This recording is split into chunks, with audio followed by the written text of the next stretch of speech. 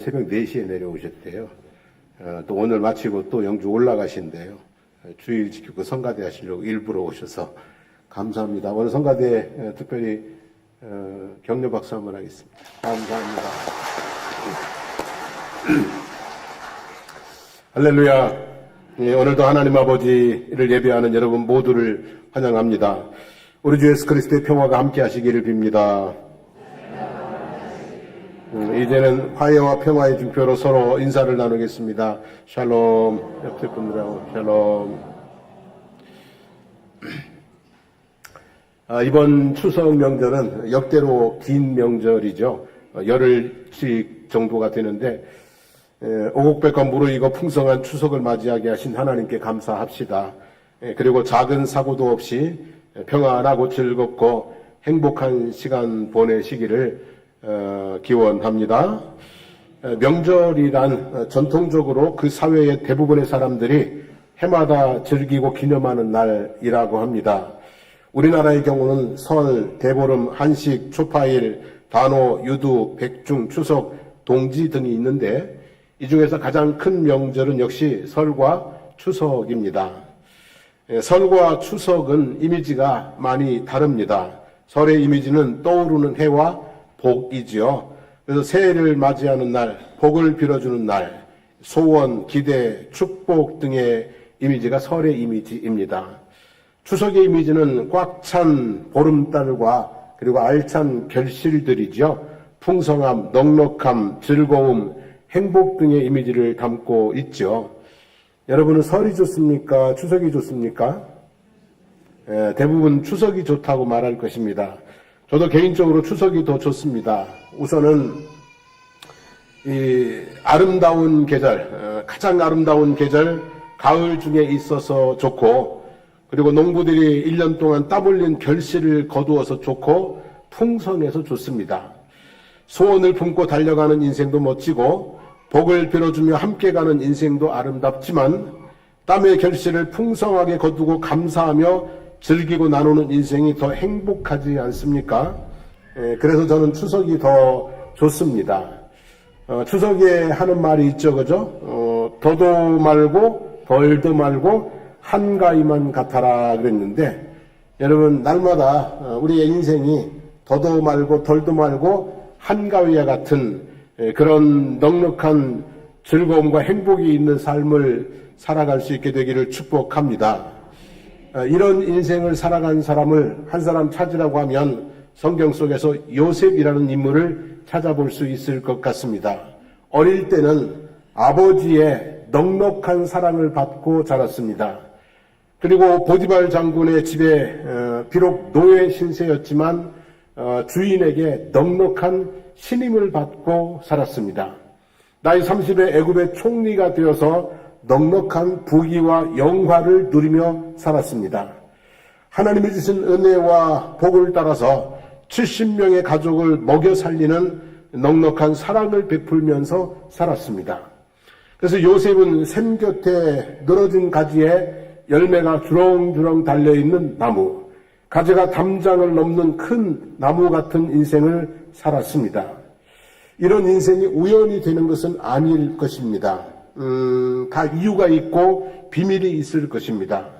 두 가지를 생각해 볼 건데요. 하나는 요셉의 삶의 태도이고요. 또 하나는 하나님이 요셉에게 베풀어 주신 은혜를 생각해 볼 수 있습니다. 먼저 요셉의 삶을 살펴보면 22절 우리가 읽은 말씀에 요셉은 무성한 가지, 곧 샘 곁에 무성한 가지라 그 가지가 담을 넘었도다 그랬어요. 샘 곁에 무성한 가지다 그랬어요. 사람이든 식물이든 집을 짓든 묘를 쓰든 무엇을 하든지 간에 자리를 잘 잡는 것이 대단히 중요합니다. 좋은 사람들 곁에 털을 잡고 살아야 인생이 평안합니다. 세를 많이 주더라도 목 좋은 곳에 자리를 잡아야 장사가 잘 됩니다. 국어를 해도 털을 잘 잡아야 수입이 좋습니다. 요셉은 샘 곁에 자리 잡은 나무처럼 인생의 털을 잘 잡았습니다. 그래서 그 인생이 형통하고 복 있는 인생이 될 수 있었습니다. 요셉이 자리 잡은 샘은 터는 어디였을까? 우리가 자리 잡아야 될 인생의 터는 어디일까? 한번 생각해 보면 첫째, 요셉이 자리 잡은 터는 하나님이었습니다. 예레미야 17장 7절 8절에 보면 그러나 무릇 여호와를 의지하며 여호와를 의뢰하는 그 사람은 복을 받을 것이라. 그는 물가에 심어진 나무가 그 뿌리를 강변에 뻗치고 더위가 올지라도 두려워하지 아니하며 그 잎이 청청하여 가무는 해에도 걱정이 없고 결실이 그치지 아니함 같으리라 하였습니다. 하나님을 믿는 사람이 물가에 심어진 나무와 같다는 얘기입니다. 그러니까 결국은 하나님이 뭐예요? 우리의 샘이 되고요. 그 하나님을 믿는 믿음으로 살 때 샘 곁에 심어진 나무 같은 삶이 된다는 것이죠. 어릴 때는 부모님이 샘인 줄로 알고 의지합니다. 그리고 조금 청년이 되면 사랑하는 사람이 내 인생의 샘인 줄 알고 기댑니다. 권세 있는 사람이 샘인 줄 알고 붙잡습니다.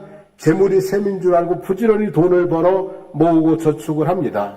그런데 시간이 가면 다 말라버립니다. 부모님은 늙고 돌아가시고 사랑은 식고 권세는 떨어지고 돈은 마릅니다. 그래서 이런 데다 뿌리를 내린 인생은 사막의 떨기나무 같은 신세가 되기가 쉽습니다. 하나님이 샘인 줄 알고 사는 사람이 물가의 나무처럼 되어서 담장을 넘는 은혜를 누리고 살게 될 줄로 믿습니다. 요셉은요, 하나님을 의지하고 살았습니다. 창세기 39장 2절 3절 말씀 같이 한번 읽어보겠습니다. 여호와께서 요셉과 함께 하심으로 그가 형통한 자가 되어 그의 주인 애굽 사람의 집에 있으니 그의 주인이 여호와께서 그와 함께 하심을 보며 또 여호와께서 그의 범사에 형통하게 하심을 보았더라. 하나님께서 요셉과 함께 하셨다는 것은 요셉이 하나님을 의지했다는 얘기입니다. 낯선 땅에 종으로 팔려온 17세 소년 요셉이 하나님을 얼마나 의지하고 살았을지 상상해 보십시오. 그리고 그의 주인이 하나님이 요셉과 함께하는 것을 보았다는 것은 주인의 눈에 보일 정도로, 그렇게 보일 정도로 하나님을 철저하게 아주 많이 의지했다는 얘기가 되겠죠. 그래서 어떻게 되었냐면 하나님을 철저히 의지하여 형통한 자가 되었습니다. 보디발 장군의 집에 뿌리를 깊이 내리고 가지가 무성해졌습니다. 보디발 장군 집 전체를 돌보는 가정 총무가 되었습니다. 두 번째, 요셉이 터를 내린 곳은 어디냐면 하나님의 말씀입니다. 하나님의 말씀. 그래서 시편 1편 1절 3절 말씀은 우리가 너무나 잘 아는 말씀이죠. 복 있는 사람은 악인의 꾀를 따르지 아니하며 죄인의 길에 서지 아니하며 오만한 자들의 자리에 앉지 아니하고, 자, 여기부터 같이 읽겠습니다. 오직 여호와의 율법을 즐거워하여 그의 율법을 주야로 묵상하는도다. 그는 시냇가에 심은 나무가 철을 따라 열매를 맺으며 그 잎사귀가 마르지 아니함 같으니 그가 하는 모든 일이 다 형통하리로다 그랬어요. 자, 악인의 꾀를 따르지 않고 하나님의 말씀을 따르는 자가 샘 곁의 나무가 될 수 있다는 말씀이죠. 요셉은 악인의 꾀를 따르지 않았습니다. 보디발 장군의 부인이 장성한 요셉을 보고 탐을 냈습니다. 처음에는 이렇게 눈만 끔뻑끔뻑 사인을 보내더니 나중에는 노골적으로 동침하자고 요청을 합니다. 처음에는 가끔 유혹하더니 나중에는 날마다 아주 집요하게 집착하며 유혹을 합니다. 그런데 요셉이 어떻게 했냐 하면 창세기 39장 10절입니다. 여인이 날마다 요셉에게 청하였으나 요셉이 듣지 아니하여 동침하지 아니할 뿐더러 함께 있지도 아니하니라 그랬어요. 악인의 유혹을 따르지 않았습니다. 죄인의 길에 서지 않았습니다. 오만한 자의 자리에 앉지 않았습니다. 그래서 어떻게 됐어요? 누명을 쓰고 감옥에 들어가게 됩니다.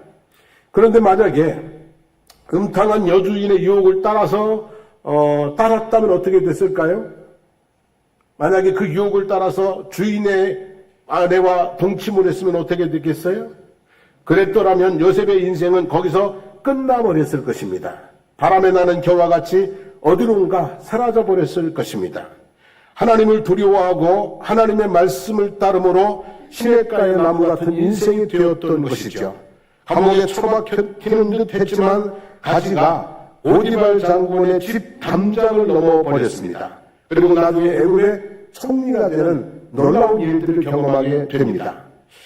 요셉이 뿌리내린 삶의 터는 선행입니다. 세 번째는 선한 삶을 살았습니다. 이사야서 58장 9절부터 10절 말씀에 보면 만일 내가 너희 중에서 멍에와 손가락질과 허망한 말을 제하여버리고 들린 자에게 내 심정이 도하며 괴로워하는 자의 심정을 만족하게 하면 내 빛이 흑암 중에서 떠올라 내 어둠이 낮과 같이 될 것이며 여호와가 너를 항상 인도하여 메마른 곳에서도 내 영혼을 만족하게 하며 내 뼈를 견고하게 하리니 너는 물된 동산 같겠고 물이 끊어지지 않는 샘 같을 것이라 그랬어요. 자, 이 이웃들에게 악을 행하지 않고 어려운 이웃들에게 선을 행하고 사랑을 베푸는 것이 물된 동산 같고 그리고 뭐라고 했어요? 샘 같을 것이다. 그렇게 말씀을 하지 않습니까? 다시 요셉을 보면 요셉이 애굽의 총리가 되었습니다. 감옥에 들어갔다가 2년 만에 애굽의 총리가 되었을 때 억울한 누명을 씌워서 감옥에 보낸 사람 보디발 장군의 부인을 버렸습니까? 안 했습니까? 그죠? 했는지 안 했는지 모르겠지만 요셉의 성품상 그것도 하나님의 뜻이었구나 라고 해석하고 용서했을 것 같습니다.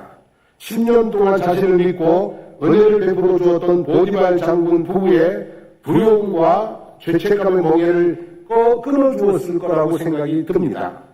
그리고 애굽에 팔려온 지 22년 만에 형들이 곡식을 구하러 왔습니다. 형들이 곡식을 구하러 자기 앞에 와서 무릎을 꿇었습니다. 근데 형들을 따끔하게 혼내서 빈손으로 돌려보내지 않았습니다. 아버지를 모시고 내려오라고 해서 넉넉히 살도록 도와주었습니다. 원수를 갚지 않고 사랑을 베풀었습니다.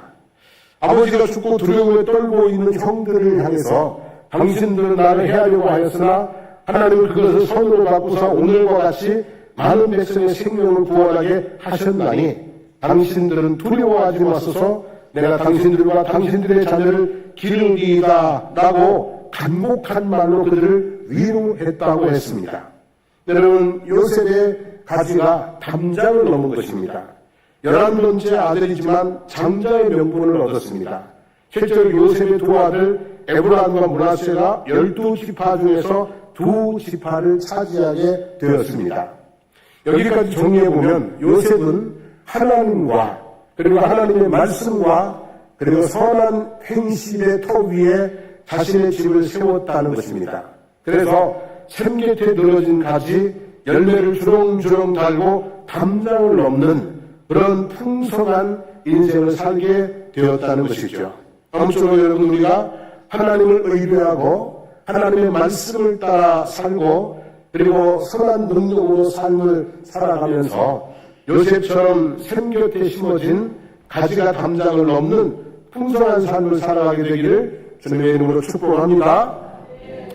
요셉이 이렇게 살 때에 하나님께서 요셉에게 기쁨으로 넉넉한 은혜를 베풀어 주셨습니다. 역대하 6장 14절 말씀을 함께 읽어봅니다. 주께서는 온 마음으로 주의 앞에 행하는 주의 종들에게 언약을 지키시고 은혜를 베푸시나이다 그랬어요. 온 마음으로 주님 앞에 행하는 자들에게 무엇을 베푼다고요? 은혜를 베풀어 주신다 했어요. 요셉은 일찍부터 온 마음으로 주님 앞에 행했습니다. 하나님을 의지했고 하나님을 두려워하여 죄의 유혹을 따르지 않았고 선한 양심을 따라 악을 악으로 갚지 않고 선을 베풀었습니다. 하나님은 그런 요셉에게 은혜를 베푸셨는데 어떤 은혜를 베푸셨는가? 첫 번째 은혜는요, 형통하는 은혜예요. 무슨 은혜라고요? 형통하는 은혜를 베풀어 주셨습니다. 창세기 39장 2절부터 3절 말씀에 보면 여호와께서 요셉과 함께 하심으로 그가 어떤 자가 되어 형통한 자가 되어 그의 주인 애굽 사람의 집에 있으니 그의 주인이 여호와께서 그와 함께 하심을 보고 또 여호와께서 그의 범사에 형통케 하심을 보았더라 그랬어요. 여기서 형통한 자라는 말은 번영케 한다는 뜻이에요. 본인만 형통하는 것이 아니라 주위의 사람들까지도 형통하게 하는 본인만 복을 누리는 것이 아니라 다른 사람들까지 뭐예요? 복을 누리게 하는 이런 삶을 가리켜서 형통하는 삶이다 그래요. 보디발 장군이 요셉을 신뢰해서 가정 총무로 세우니 보디발의 집과 밭에 있는 모든 소유에 하나님의 복이 임했다고 성경은 기록하고 있어요. 간수장이 옥중 죄수를 요셉의 손에 맡기니 신경 쓸 일이 없을 정도로 감옥 안이 조용했어요. 그리고 바로와 애굽 백성들이 나라를 요셉의 손에 맡기니 7년 흉년을 거뜬히 넘길 수 있었습니다. 범사에 형통하는 은혜를 넘어서 가지가 담장을 넘듯이 주위의 사람들을 형통하게 하는 축복의 통로가 되었는데 우리도 이런 은혜의 삶을 살게 되기를 주의 이름으로 축복합니다. 두 번째는 어떤 은혜를 베푸셨냐면 사람들에게 은혜를 입게 하셨어요. 주변에 있는 사람들에게 은혜를 입게 하신 거예요. 창세기 39장 4절에 보면 요셉이 그의 주인에게 무엇을 입어요? 은혜를 입어 섬김에 그가 요셉을 가정 총무로 삼고 자기 소유를 다 그의 손에 위탁하니 그랬어요. 보디발이 노예시장에서 요셉을 사왔어요. 어디서 무엇을 하다가 왔는지 몰라요. 형들에게 팔려서 노예가 되었다면, 형들에게 미움을 받고 팔려서 노예가 되었다면 문제가 있는 사람이에요? 없는 사람이에요? 문제가 있는 사람이라고 생각하기가 쉽잖아요. 게다가 요셉은 히브리 사람이고 보디발은 애굽인이고 말도 잘 안 통합니다. 그런데 하나님께서 보디발에게 요셉이 무엇을 입게 하셔요? 은혜를 입게 하셨다라는 말씀이죠. 그래서 요셉을 좋게 보고 그리고 믿고 모든 것을 맡기게 합니다. 가정 총무로 세우고 그냥 이렇게 다 요셉에게 네 알아서 해라, 네 알아서 해라 이렇게 맡기는 은혜를 입었다는 말씀이죠. 창세기 39장 21절에 보면 여호와께서 요셉과 함께 하시고 그에게 인자를 더하사 같이 읽어봅시다. 간수장에게 은혜를 받게 하시매 그랬어요. 여러분 간수장에게 은혜를 받을 수 있는 상황이 아닙니다. 그가 감옥에 들어간 죄목이 뭡니까 여러분? 시위대장인 보디발 장군의 부인을 겁탈하려고 했다는 죄목으로 감옥에 갔습니다. 간땡이가 뭐한 거예요? 문 거죠. 흉악한 노예라고 경계를 하거나 학대를 할 수가 있습니다. 그런데 하나님께서 간수장에게 무엇을 입게요? 은혜를 입게 하셨다는 거예요.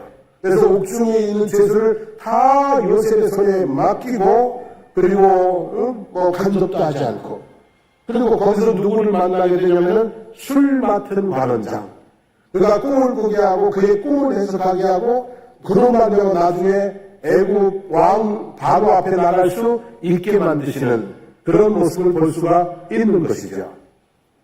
또 창세기 41장 41절 이하에 보면 이런 말씀이 있죠. 바로가 또 요셉에게 이르되 내가 너를 애굽 온 땅의 총리가 되게 하노라 하고 자기의 인장 반지를 빼어 요셉의 손에 끼우고 그에게 세마포 옷을 입히고 금 사슬을 목에 걸고 자기에게 있는 버금 수레에 그를 태우매 무리가 그의 앞에서 소리 지르기를 엎드리라 하더라. 바로가 그에게 애굽 전국을 총리로 다스리게 하였더라 그랬어요. 여러분 또 한번 생각해 보세요. 바로의 꿈을 해석을 했어요. 그래가지고 흉년 오게 될 것이라고 해석을 했어요.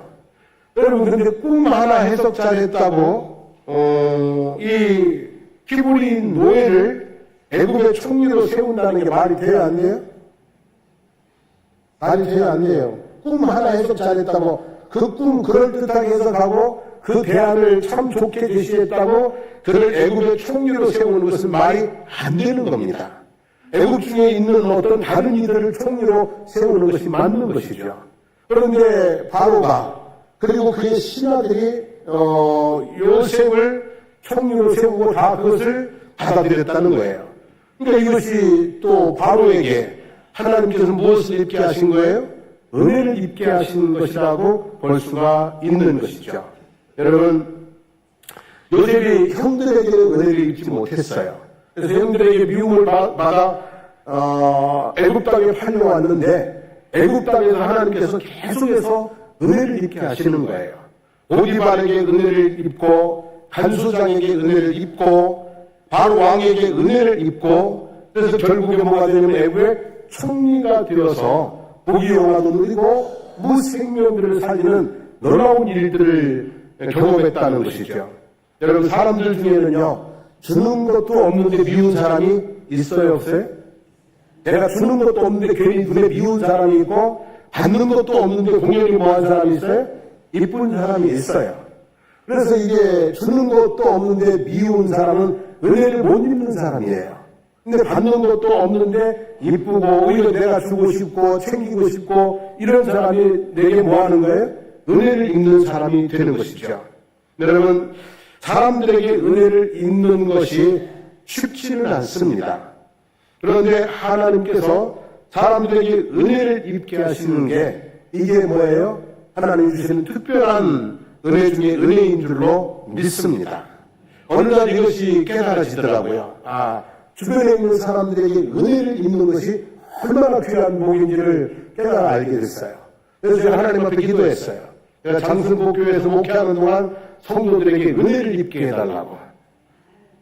성도들에게 받는 것도 없이 그냥 목사님이 좋고 사랑하고 이렇게 되게 해달라고 기도했는데 아무튼 저는 그래야 목회가 편안하고 행복할 것 같아요. 성도들에게 은혜를 입는 목회가 참 행복할 거 아니겠어요? 그리고 또 우리 자녀들을 위해서 기도합니다. 하나님 그 직장생활 일하는 곳에서 사람들을 만나는데 위로 아래로 은혜를 입게 해달라고. 주변에 있는 사람들에게 미움을 받는 것이 아니라 늘 뭐예요? 사랑받고 신뢰받고 은혜를 입게 해달라고 기도하기 시작했어요. 아무쪼록 성도 여러분, 여러분들도 사람들에게 주변에 있는 사람들에게 은혜 있는 삶이 되기를 주님의 이름으로 축복합니다. 그죠? 그 다음에 이제 세 번째로 하나님이 어떤 은혜를 주셨냐면 하나님께서 요셉에게 지혜를 주셨어요. 하나님을 신뢰하고 하나님의 말씀을 따라 살아가는 요셉에게 무엇을 주었다고요? 지혜를 주었어요. 지혜와 지식의 근본은 누구라고 그랬어요? 여호와라고 그랬어요. 그러니까 요셉이 하나님을 잘 섬기니까 하나님께서 요셉에게 지혜를 주셨다는 말씀이에요. 창세기 41장 38절 9절 말씀인데요. 바로가 그의 신하들에게 이르되 이와 같이 하나님의 영에 감동된 사람을 우리가 어찌 찾을 수 있으려 하고 요셉에게 이르되 하나님이 이 모든 것을 내게 보이셨으니 읽어보겠습니다. 너와 같이 명철하고 지혜 있는 자가 없도다 그랬어요. 너와 같이 명철하고 지혜 있는 자가 없도다. 근데 여러분 이 이집트는요 우리가 잘 알듯이 고대의 상당한 문명을 가지고 있던 나라예요. 그 7대 불가사이라고 하는 피라미드가 주전 2000년경에 만들어진 거예요. 지금부터 4000년 전에 신비로운 피라미드를 건설할 정도로 그 지식과 지혜가 풍성한 나라가 이집트란 말이에요. 근데 그 애굽에 있는 모든 백성들 중에서도 요셉과 같이 명철하고 지혜 있는 자가 있다고요? 없다고요? 없었다는 얘기죠. 하나님께서 요셉에게 지혜를 주신 거예요. 그래서 바로의 꿈을 해석할 뿐만 아니라 7년, 6년을 잘 대비할 수 있게 해주셨어요. 그래서 요셉이 애굽 땅에서 정말 별과 같이 빛나는 인생을 멋진 인생을 살 수 있게 된 것이죠. 잠언 11장 29절에 보면 미련한 자는 마음이 지혜로운 자의 뭐가 된다고요? 종이 된다. 미련한 자는 종이 되고 지혜 있는 사람은 뭐예요? 다스리는 거예요. 요셉은 종으로 팔려왔어요. 분명히 요셉은 뭘로 팔려왔어요? 종으로 팔려왔어요. 그런데 미련한 사람이 아니었어요. 하나님이 주신 지혜가 그 마음에, 그 머리에 늘 가득했어요. 그러다 보니 종인데 뭐가 되는 거예요? 점점 어떻게 돼요? 다스리는 사람이 되는 거예요. 보디발 집안을 다스리고 감옥에서 죄인들을 다스리고 나중에는 애국까지 다스리는 그런 사람이 된 것이죠. 머리 둘 곳 하나 없고 의지할 사람 하나 없던 어린 종이 애국의 2인자가 되어서 전국을 다스리게 되었는데 그것은 하나님께서 요셉에게 무슨 은혜를 베풀어서요? 지혜의 은혜를 베풀어 그러신 줄로 믿습니다. 자, 여기까지 정리해보면 하나님과 그리고 하나님의 말씀과 선한 양심의 터에 삶의 뿌리를 내린 요셉에게 하나님께서는 형통하는 은혜와 사람들에게 은혜를 입게 하는 은혜와 그리고 뭐예요? 지혜의 은혜를 베풀어 주셨습니다. 그래서 샘 곁에 포도나무 같은 복을 누리게 하셨습니다. 열매를 주렁주렁 달 뿐만이 아니라 가지가 담장을 넘어서 다른 사람들에게까지 풍성한 은혜를, 복을 나누는 그런 삶이 되게 하셨다는 말씀이죠. 우리도 요셉 같은 삶을 살게 되기를 바랍니다. 세상을 의지하기보다 하나님을 의지하고 악인의 꾀에 굴복하기보다 하나님의 말씀에 순종하고 악을 행하거나 악으로 악을 갚지 말고 선을 행하며 살아가시기를 바랍니다. 그리고 하나님의 은혜를 구할 수 있기를 원합니다. 한번 우리 기도한다고 생각하고 한번 같이 해볼까요? 무엇을 하든지 형통하게 하시고 형통하게 하는 삶이 되게 하소서. 어느 곳에서든 사람들에게 은혜를 입게 하소서. 일마다 때마다 하나님의 지혜를 주소서. 넉넉한 인생 살아가게 하소서. 아멘. 자, 오늘은 일어나셔서 야곱의 축복 서로 이렇게 축복하면서 찬양하고 기도하겠습니다.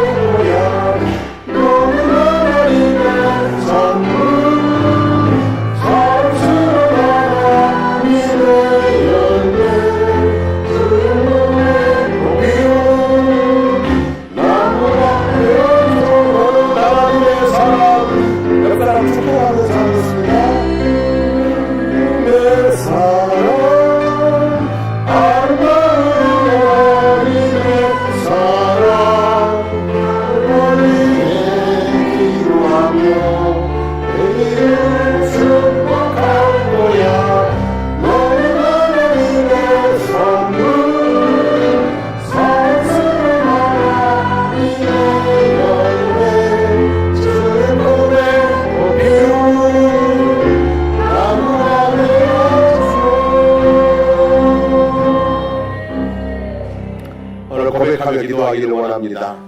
우리의 삶이 풍성하고 넉넉한 삶이 되어서 드리고 나누기에 부족함이 없는 삶이 되기를 원합니다. 그러기 위해서 우리가 삶의 뿌리를 잘 내려야 되는데요. 하나님을 의지하고 하나님의 말씀에 순종하고 그리고 늘 선을 베풀고 그래서 하나님께서 우리의 삶에 형통케 하시고 주변 사람들에게 은혜를 입는 행복한 삶이 되게 하시고 지혜로 날마다 삶을 열어갈 수 있는 그런 모습이 되리라고 믿습니다. 하나님 앞에 고백하기를 원합니다. 하나님을 의지하며 하나님의 말씀에 순종하며 선을 베풀며 살겠습니다. 그리고 간구하기를 원합니다. 나의 삶의 걸음이 형통하게 하옵소서. 주변 사람들과 은혜를 입어 행복하게 하옵소서. 지혜롭게 삶의 길을 열어가 하나님 아버지 넘어지는 일이 없도록 도와주시기를 원합니다. 오늘 말씀 붙들고 주여 부르고 기도하겠습니다. 주여! 살아계신 하나님 아버지 고맙습니다. 감사합니다. 하나님 아버지 우리의 인생길이 하나님 아버지 넉넉한 가을과 같이 풍성한 삶이 되기를 원합니다. 아버지 늘 아버지 만족스럽고 늘 감사하고 그리고 하나님께 넉넉히 드리고 이웃들에게 아버지 때를 따라나누고 그렇게 아버지 하나님 넉넉한 삶이 되어지기를 간절히 간구드리옵나이다. 요셉처럼 아버지 하나님 종으로 팔렸지만 나중에 온 가족을 먹여 살리는 아버지 기름 나온 모든 자들을 살리는 그런 삶을 살았는데 하나님 우리들은 넉넉한 삶을 살아갈 수 있도록 도와주시기 원합니다. 하나님을 절대적으로 신뢰하게 하시고 하나님의 말씀에 철저히 순종하게 하시고 그리고 하나님 우리에게 주신 능력을 따라서 선을 베풀게 하여 주시옵소서. 그렇게 함으로 말미암아 하나님께서 우리의 삶을 공통하게 하시고 하나님의 아버지 하나님 우리 주변에 만나는 사람들에게 은혜를 입어서 아버지 하나님 행복하게 하시고 지혜를 주어서 아버지 하나님여 삶의 곤란한 순간순간들을 잘 쳐나가면서 하나님께 영광을 올려드리는 아버지 하나님 그래서 많은 이들을 아버지 하나님 생명을 구원하는 그런 복되고 아름다운 삶을 저들이 살아갈 수 있도록 하나님 인도하여 주시기를 주님 간절히 간구드리옵나이다. 하나님 우리의 인생이 수많은 땅에서 근근히 살아가는 그런 나무가 되지 않게 해주시기를 원합니다. 우리의 인생이 샘 곁에 뿌리를 내리고 무럭무럭 자라서 풍성한 결실을 맺는 그런 포도나무 같은 인생이 되어지기를 간절히 소망합니다. 하나님 아버지 요셉이 애굽의 종으로 팔려갔지만 하지만 하나님을 신뢰하고 하나님의 말씀을 순종하고 선을 베품으로 말미암아 가지가 담장을 넘은 그런 나무 같은 인생이 된 것처럼 하나님 우리들도 이제 고백합니다. 하나님을 신뢰하며 살겠습니다. 하나님의 말씀에 순종하며 살겠습니다. 그리고 힘 잘하는 대로 선을 베풀며 살겠습니다. 그리고 하나님 간구합니다. 우리의 삶의 걸음이 무엇을 하든지 형통하게 하여 주시옵소서. 하나님이 나와 함께하는 것을 보여주는 삶이 되게 해주시기를 원합니다. 하나님 주변의 사람들에게 은혜를 베풀고 또 은혜를 입는 삶이 되게 하옵소서. 그래서 사람들 때문에 힘들고 고통당하는 삶이 아니라 사람들과 함께 있으니 행복한 삶이 되게 하여 주시기를 간절히 기도드리옵나이다. 하나님 아버지 어려운 일이 있을 때 하나님 사람의 생각으로 답을 찾기 어려울 때 하나님 우리에게 지혜를 주시옵소서. 그래서 인생의 어두움을 인생의 곤란한 상황들을 하나님의 지혜로 돌파해 나갈 수 있도록 길을 찾아갈 수 있도록 해주시기를 원하나이다. 하나님 아버지 다시 한번 기도합니다. 하나님 우리의 인생이 요셉과 같이 형통하는 복 있는 담장을 넘는 그런 삶이 되게 하여 주시옵소서. 이제는 우리 주 예수 그리스도의 한없는 은혜와 하나님 우리 아버지의 무한하신 사랑하심과 성령님의 감화감동 충만 교통케 하시는 역사가 요셉처럼 살고 요셉처럼 은혜 받기를 사모하는 성도들 머리머리 위에 그리고 삶의 모든 여정들 가운데 그리고 우리 사랑하는 장성복교회와 거제 지역과 나라와 민족 위에 이제부터 영원토록 함께 하시기를 간절히 축원하옵나이다. 아멘.